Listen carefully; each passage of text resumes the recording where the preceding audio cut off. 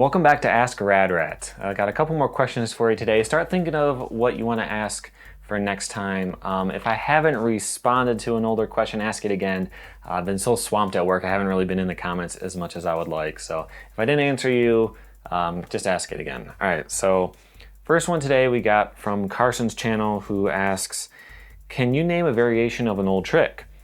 So this is kind of an interesting question. I can't come up with like a hard rule for when you can and can't name a trick, but I think it kind of depends on how easy it is to explain with current terminology. So a good example of a trick that needed a name was a hard flip, because the way that the trick is named is a hard wave varial kickflip. So it's front side and it's a kickflip, and that because that takes too long to say. Trying to explain what it is, it's a front side shove it and a kickflip at the same time. There wasn't really an obvious term for that. So you couldn't say inward kickflip because, you could have, but that name didn't exist yet either. So it had to be something, and it makes sense that that one got its own name. But a bad example would be something like a 360 double flip. If you were to name that the octagon flip or something, whatever you want to call it, it doesn't need to be named. You can understand what the trick is the way that it is.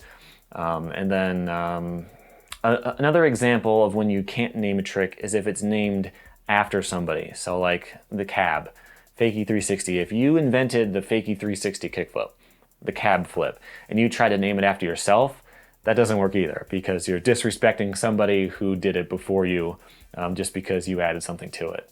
I think that would be another example. And there's also the nightmare flip as a bad example, because you could say varial double flip. It makes perfect sense. Everyone knows what you mean. Or if you're one of the guys who says kickflip shove it, you could say double kickflip shove it. It doesn't matter. It's understandable the way that it is. But I think a good example that no one actually uses that much is spinward heel flip. So that's like a big spin inward heel flip. And the reason I think that helps a lot is because a lot of people don't understand frontside and backside, especially in nollie. I made a whole video about it. So if you say you did a nollie spinward heel flip, people would know what that meant. If you said front side, some people are going to think you meant the other way. So that kind of helps as well. That's it for this one. The next question is from Pedro Dreada, who wants to know, how influential is the name of a trick on its popularity? So this is kind of all in the same vein here. I think that the popularity of a trick comes first a lot of the time.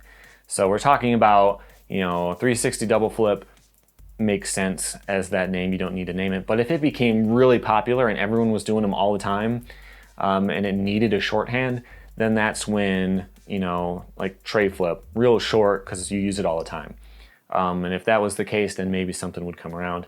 But I think a couple of examples, like the 360 heel flips in either direction, you got the laser flip and emerald flip. So like with a laser flip, that sounds really cool and people want to do it. And I have a video about those coming out soon, where that comes from, where the name comes from and all that stuff. So keep an eye out for that. But I think that kind of adds to the mystique of the trick. But that needed a name anyway, because 360 heel flip could mean you're spinning with it. But anyway, the emerald flip, 360 inward heel flip, that one didn't really need a name. And so I think when you say, oh, I want to learn an emerald flip, it kind of sounds like it's something from a video game or something someone made up somewhere. It doesn't seem like that's a serious, real trick.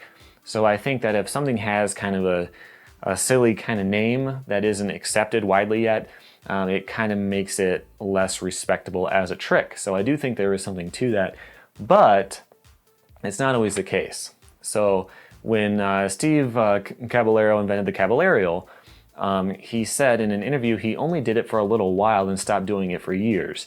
And that was because doing it with a grab was a lot cooler. But the thing is, if you know anything about vert, a fakie 360 with a grab was either called a gay twist or a les twist. And that's what they call it in the 80s. I wasn't there. And it depended whether you grabbed the front hand or back hand. I don't remember which is which, but so if you try to think of a trick with a really cool name, that wouldn't come to mind.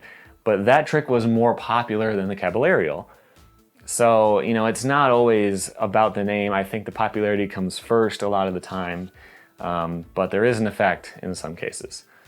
Last question is from Cats is Dead, who wants to know my opinion on nightmare flips and any least favorite tricks. I made a video about my least favorite tricks before. The biggest one was a Smith grind, because no matter how many times I tried it, I always lock up and I cracked my rib on it. So you can watch that to get some more answers on that. But my opinion on nightmare flips, I was talking about them a bit ago. I don't think they really need a name specifically, but I've been doing that trick for a million years. And I don't have a problem with it. I think it's fun. It's a cool flat ground trick. It might be hard to do it at a location to make it look cool and everything, but I personally don't really care about that, you know. If you want to do it, do it. You know, don't let other people decide what tricks you should do. But still, I don't think anyone's ever really done it in a really clean way, like in a video, you know, like a really technical manual flip with a nightmare flip out. You just don't really see that. But I think it's possible to do it really stylishly and make it look cool. So that's it for this time. Put all your questions below or on Instagram or Twitter. I have links to those in the description. You can ask me questions there for next time. Until next time, here's some more videos that you might want to check out, and thank you for watching.